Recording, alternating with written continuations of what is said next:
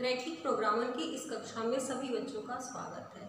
आज हम जो है रैखिक प्रोग्रामन से संबंधित जो हमारा टॉपिक चल रहा है इसके प्रकार, रैखिक प्रोग्रामन के प्रकार, तो उसमें हम लोगों ने आहार संबंधी समस्या के विषय में चर्चा कर लिया था। उससे रिलेटेड कठिन से कठिन प्रश्न को हम रैखिक प्रोग्रामन के माध्यम से इजी वे में हल करना पिछले क्लास में सीख लिया था। आज जो है हमारा दूसरा प्रकार है उत्पादन संबंधी समस्याएं। अगर कोई भी मैन्युफैक्चरिंग से रिलेटेड कोई भी प्रॉब्लम हो, चाहे फैक्ट्री हो या अन्य चीज़ें हैं जो मैन्युफैक्चरिंग से रिलेटेड हो, तो ऐसी समस्याओं को हम रैखिक प्रोग्रामन के माध्यम से कैसे सॉल्व करेंगे इसके बारे में आज हम चर्चा करेंगे। तो ये हमारी समस्या है, दी हुई है कि अगर एक कारखाने में टेनिस के रैकेट तथा क्रिकेट के बल्ले बनते हैं। एक टेनिस रैकेट बनाने के लिए 1.3 घंटे तथा 1.3 घंटे यांत्रिक समय तथा 3 घंटे शिल्पकार का समय लगता है। एक क्रिकेट बल्ले को तैयार करने में 3 घंटे यांत्रिक समय तथा 1 घंटे शिल्पकार का समय लगता है। एक दिन में कारखाने में विभिन्न यंत्रों पर उपलब्ध यांत्रिक समय के 42 घंटे और शिल्पकार का समय 24 घंटे से अधिक नहीं है। यदि रैकेट तथा बल्ले का लाभ जो है 20 रुपया और 10 रुपया है तो कारखाने का अधिकतम लाभ क्या है? तो प्रश्न ये हमारा दिया हुआ है। इसको हम इसकी रैखिक प्रोग्रामिंग से संबंधित पहले हम देखेंगे कि ये क्या क्या दिया हुआ है। तो हम मान लेते हैं कि माना जो है इसमें एक क्रिकेट बल्ले और एक टेनिस रैकेट की बात की जा रही है। तो माना कि टेनिस कारखाने में जो है एक दिन में टेनिस जो है यक्स बनते हैं। टेनिस के रैकेट, माना टेनिस के रैकेट एक दिन में टेनिस के रैकेट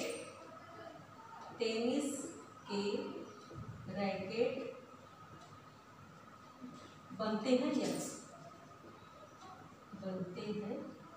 कितना यक्स जो है एक दिन में कारखाने में जो है एक दिन में टेनिस के कितने रैकेट बनते हैं यक्स, और एक दिन में ही बल्ले, क्योंकि हमको एक दिन में कारखाने के बारे में बात कर रहा है। तो एक दिन में क्रिकेट के बल्ले जो है बनते हैं वाई, ऐसा हम मान लेते हैं। तो हमारा जो दिया हुआ है इसमें एक क्रिकेट है और एक रैकेट है, दो चीज़ें हैं। तो आपका रैकेट, टेनिस के रैकेट और दूसरा है क्रिकेट बल्ला, दो चीज़ है। और इसमें एक यांत्रिक समय की बात कर रहा है तो यांत्रिक समय, और दूसरा जो है शिल्पकार का समय। मशीन से बनाने में कितना समय लगता है और शिल्पकार कोई बनाता है तो वो समय क्या लगता है, और इसकी लागत, हर एक रैकेट पर लागत क्या है ये। तो यांत्रिक समय और एक टेनिस रैकेट बनाने के लिए जो है 1.3 घंटा यांत्रिक समय और 3 घंटा शिल्पकार जो है इसको 3 घंटे बना लेता है, जबकि यांत्रिक जो है मशीन जो है 1.3 घंटे में। और एक क्रिकेट बल्ले को तैयार करने में 3 घंटा मशीन लेता है और 1 घंटा शिल्पकार लेता है। शिल्पकार क्या है, 1 घंटे का समय लेता है, और ये समय यांत्रिक समय 42 घंटा और शिल्पकार का समय 24 घंटा से अधिक नहीं।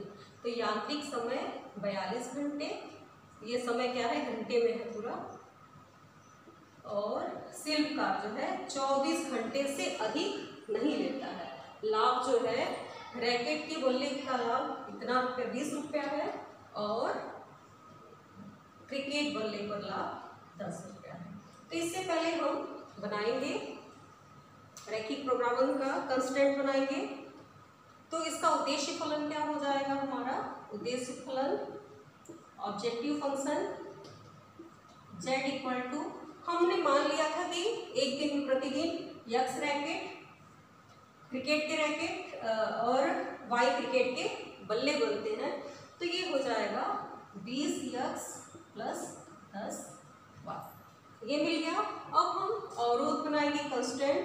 तो कंस्टेंट हमारा होगा, चूंकि दोनों वस्तुएं हैं टेनिस के रैकेट और क्रिकेट के बल्ले, तो ये दोनों पॉजिटिव ही होंगे, कोई ना कोई वस्तु होंगी, काल्पनिक होगी नहीं। और फिर अब यहाँ से हम कह रहा है कि यांत्रिक समय की बात कर रहा है, तो 1+3x और क्रिकेट को जो है 3y और ये 42 घंटा। क्या कह रहा है कि 42 घंटे और से अधिक नहीं, तो 42 घंटे से अधिक नहीं, तो ये समय या तो 42 होगा या तो उससे कम होगा। फिर दूसरा 3x plus y is less then 24 ये दिया हुआ है। तो ये हमारा अवरोध तैयार हो गया और उद्देश्य फलन भी हो गया। अब इसको हम रैखिक प्रोग्रामन के तरीके से इसको हम लगाएंगे। तो इसके पहला हम अवरोध ले लेते हैं। पहला अवरोध है आपका, इसको हम लोग और सॉल्व कर ले, तो और सॉल्व करेंगे तो पहला वाला हो जाएगा आपका, इसको हम लिख सकते हैं 1.3/10 या 1.3 या 5 है। इक्वेशन में थोड़ा देखना होगा, क्वेश्चन में है आपका 1.5, ये 3 न होकर के 5 है, तो इसको और थोड़ा हम लोग सरल कर लेंगे। ये 3 न होकर के 5 है, तो ये आपका आ जाएगा। इसको हम लोग और हल करेंगे तो ये 3 तो 2x या ऐसे कर सकते हैं 3x plus 6y is less than equal to 84। इसको हम लिख सकते हैं 15/10 3/2 और 3x और फिर ऐसे हम लेंगे 6y इक्वल टू 84। और दूसरा तो आपका बना ही है। तो इस तरह से हमें दोनों कंस्टेंट मिल गए हैं। तो पहले 3x plus 6y is less then 84 के सापेक्ष रैखिक समीकरण। तो इसके सापेक्ष पहले हम रैखिक समीकरण बनाएंगे। तो यह रैखिक समीकरण हमारा हो जाएगा 3x plus 6y equal to 84। अब इसमें हम जब x इक्वल टू 0 लेंगे तो y आपको प्राप्त हो जाएगा 84/6 और 6×6=24, तो 0 और 40। तो एक पॉइंट हमें मिल गया 0 40। और जब y इक्वल टू 0 लेंगे तो x प्राप्त होगा 84/3 और 6×3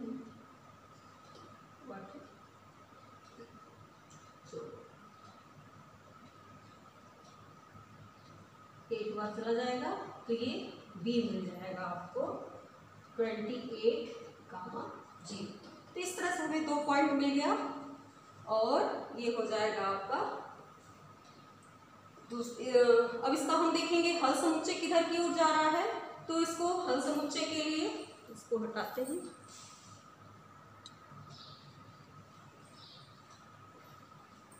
अब इसका हम ड्रा करेंगे, आरेख खींचेंगे तो देखते हैं आपको कोऑर्डिनेट मिला है। एक तो 0 14, तो 0,14 एक पॉइंट हो गया। दूसरा है 28 बी हमने लेते हैं, ये दिया है 28.0। तो 28 और 0 है और इन दोनों पॉइंट को हम मिलाते हैं। तो इन दोनों पॉइंट को मिलाने से ही हमको रेखा मिल गई 3x plus 2y 3x plus 6y equal to 84। इसको और छोटा भी हम कर सकते थे, चलिए कोई बात नहीं। अब हम देखेंगे इसका हल समुच्चय किधर की ओर जा रहा है। तो इस असमीका में हम x इक्वल टू 0 और y इक्वल टू 0 रखेंगे तो हमें प्राप्त हो जाएगा 0 इज लेस देन 84। तो ये बात सत्य है कि 0 का मान 84 से छोटा होता है। तो छोटा होता है इसका मतलब कि हल समुच्चय किधर की ओर जाएगा, मूल बिंदु की ओर इस तरफ आएगा। अब हम दूसरी असमीका की बात करें तो दूसरी असमीका हमारी है 3x plus y is less then 24। के सापेक्ष रैखिक समीकरण बनाएंगे। तो इसके सापेक्ष रैखिक समीकरण हमारा आ जाएगा समीकरण 3x + y = 24। अब इसमें हम x = 0 लेते हैं तो y जो है 24 मिल जाएगा। तो एक पॉइंट में 0, 24 मिल गया। और जब y 0 लेते हैं तो x मिल जाएगा आपको 24/3 और ये आपका मिल गया 1/8। तो इस तरह से हमको दूसरा पॉइंट C और D मिल गया 8, 0। तो इसको भी हम ड्रा करेंगे 8, 0, 8, 0 यहाँ कहीं होगा 8, 0 और 0, 24 तो 24, 0 ऊपर 0, 24 आप लोग जो है पॉइंट वैसे ड्रा करके कर लीजिएगा। और इन दोनों पॉइंट्स को हम जब मिलाएंगे, ये C है और ये पॉइंट D, तो C और D को जब मिलाते हैं हम तो देखते हैं कि हमें ये रेखा मिल गई। अब हम देखेंगे कि ये जो असमिका है इसका हल क्षेत्र किस ओर है। तो हम असमिका में x = 0 और y = 0 रखेंगे तो हमें प्राप्त होगा 0 > 24। ये भी बात सत्य है। सत्य है का मतलब हल समुच्चय जो है मूल बिंदु की ओर होगा। तो अब हम देखते हैं कि इसका भी, इस रेखा का भी हल मूल बिंदु की ओर है और इसका भी मूल बिंदु की ओर। इन दोनों से कॉमन क्षेत्र उभयनिष्ठ छायांकित भाग क्या हो जाएगा, तो इसका फिजिकल रीजन सुसंगत क्षेत्र आपको छायांकित भाग मिल गया। तो सुसंगत क्षेत्र फिजिकल रीजन जो है इसका मिल गया आपको। हम सीधे लिख देते हैं छायांकित भाग। इस तरह से हम कर देंगे छायांकित भाग। तो हमारे पास ये पॉइंट मालूम है, ये मालूम है, ये। अब ये जो है ये पॉइंट ई हम निकालेंगे दोनों लाइनों का प्रतिच्छेद बिंदु। तो दोनों रेखाओं का प्रतिच्छेद बिंदु हल करिए। तो समीकरण ये आपका है, प्रतिच्छेद बिंदु ज्ञात करने के लिए हम 3x + 6y = 84, इसको चाहे तो और छोटा कर सकते हैं। इसको ये लिख सकते हैं x + 2y = 3 से डिवाइड करें तो 3 दूना 6, 3 छक 3 वाटे 24 ये मिल जाएगा। और दूसरी लाइन है आपकी कितना, अगर इसमें हम 3x + y = 24 है तो अगर इसमें हम 2 से मल्टीप्लाई कर देते हैं तो ये मिल जाएगा आपको 6x + 2y = 48। ये मिल गया 6x + 2y = 48। माइनस कर देते हैं तो ये आपका कैंसिल हो गया। -5x = 0 और ये 2, तो x = मिल जाएगा 4। तो x = 4 तो y आपको प्राप्त हो जाएगा। x 4 है तो y 24 - 3 12 कुछ नहीं तो ये 12, तो 4 और 12, तो ये प्रतिच्छेद बिंदु मिल जाएगा आपको 4 और 12। तो हमें चारों कोणीय बिंदु प्राप्त हो गए हैं O 0, 0, 8, 0, 4, 12 और 0, 14। अब इन कोणीय पॉइंट को हम उसमें रखेंगे और देखेंगे कि अधिकतम और, तो इस प्राप्त कोणीय बिंदु जो हमें कोणीय पॉइंट मिल गया, 6 पॉइंट मिल गया है, उस कोणीय पॉइंट से हम देखेंगे अधिकतम और न्यूनतम मान।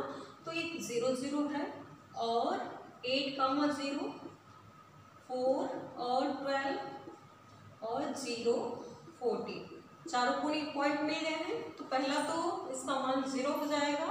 दूसरा जो है 20 × 8 160। तीसरा आपको मिल जाएगा 20 × 4 + 10 × 12, इसमें 80 + 120 और ये 200 मिल गया।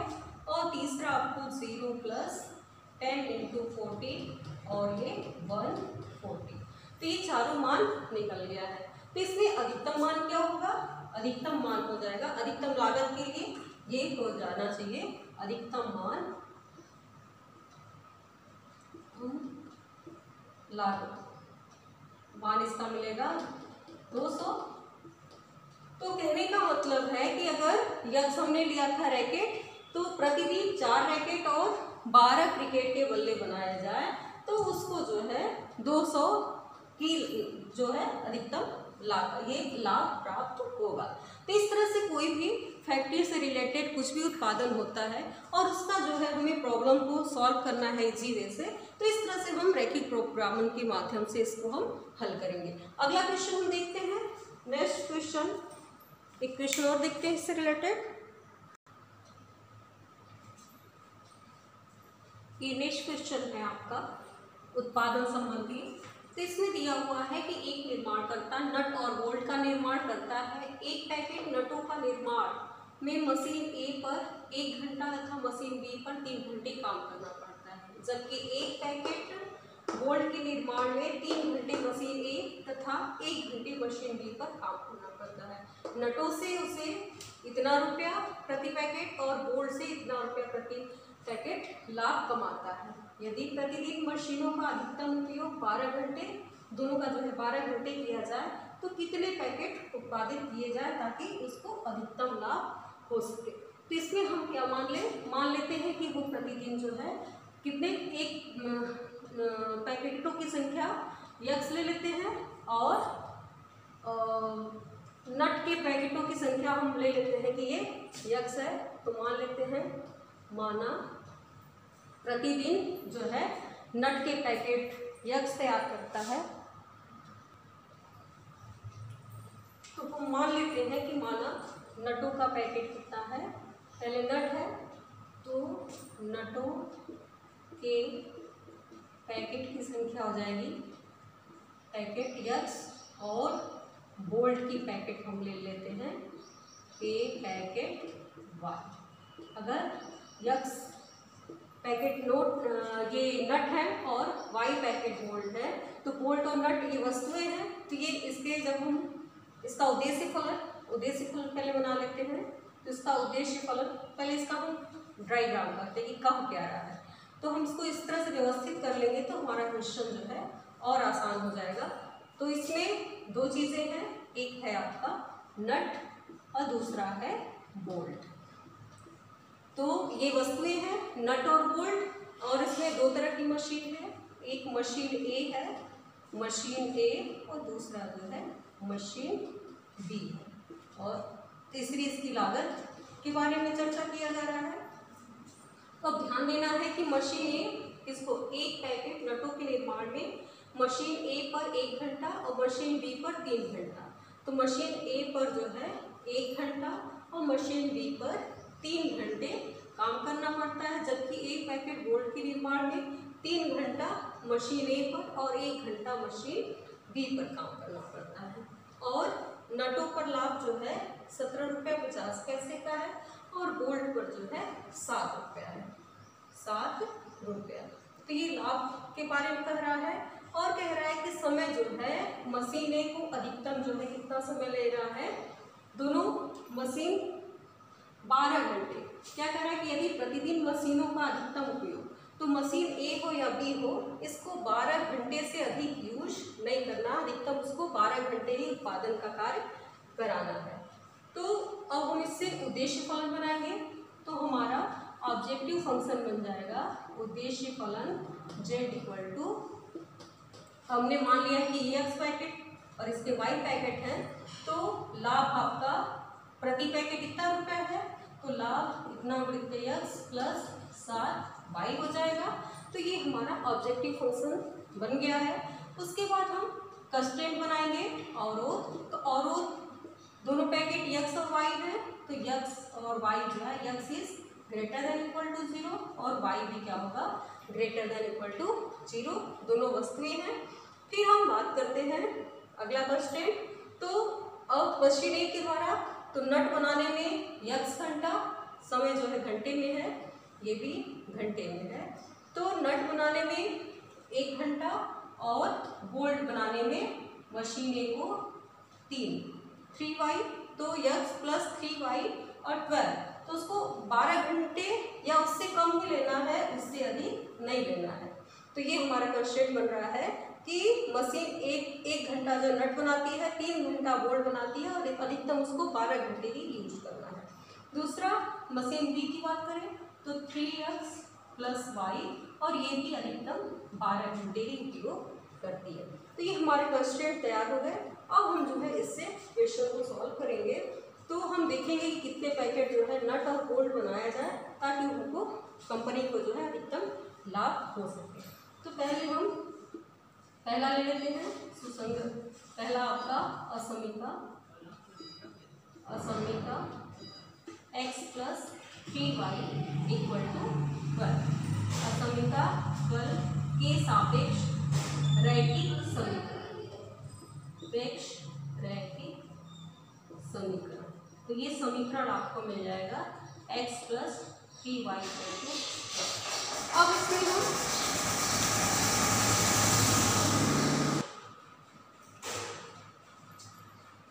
तो ये हमारा दूसरा जो है ये बन चुका है। तो इसके सापेक्ष हम रैखिक समीकरण बना लिए। तो रैखिक समीकरण ही बन गया। अब हम इसमें x = 0 लेंगे। आप चाहे तो वैसे भी दिखा सकते हैं। तो y आपको मिल जाएगा 4। तो एक कोऑर्डिनेट में 0, 4 प्राप्त हो जाएगा। और जब y 0 लेंगे तो x = 12 मिल जाएगा। तो एक पॉइंट आपको मिल गया 12, 0। तब इसका हम ग्राफ खींचते हैं। तो जब ग्राफ खींचेंगे तो देखते हैं कि ये हमें प्राप्त होता है क्या। ग्राफ को खींचा जाए तो ये हमारा ग्राफ हो जाएगा 0 x एक्सिस y एक्सिस। तो ये 12, 0। तो x एक्सिस पर हम 12 ले लेते हैं।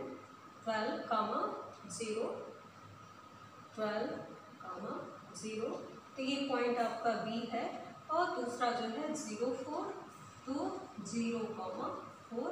तो 0, 4 और ये दोनों पॉइंट को हम A और B पॉइंट को हम मिला देंगे। तो ये हमें प्राप्त हो जाएगा समीकरण x + 3y = 12 का समीकरण। अब हम देखते हैं कि असमीका का हल समुच्चय किधर की ओर है। तो असमीका में x = 0, जो असमीका है x + 3y > 12 में x = 0 और y = 0 रखेंगे तो 0 > 12। तो बात सत्य है कि 0 जो है 12 से छोटा होता है। तो हल समुच्चय जो है मूल बिंदु की ओर आपको मिलेगा। हल क्षेत्र किधर मिलेगा? मूल बिंदु की तरफ। अब हम दूसरी असमीका लेते हैं। तो दूसरी असमीका है हमारी असमीका 3x + y > 12 के सापेक्ष रैखिक समीकरण। तो इसके सापेक्ष आपको रैखिक समीकरण प्राप्त हो जाएगा।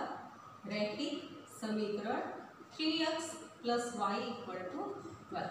अब इसमें हम x = 0 लिए तो y हमें 12 मिल गया। तो 0, 12। और जब y = 0 लेंगे तो x हमें 4 प्राप्त हो जाएगा। तो x हमें 4 प्राप्त होगा। तो 4, 0। तो ये पॉइंट C और D। तो 4, 0 यहाँ कहीं होगा। 4, 0 ये पॉइंट है आपका D। और 0, 12 तो ये 12 आपका ऊपर होगा 0 और 12।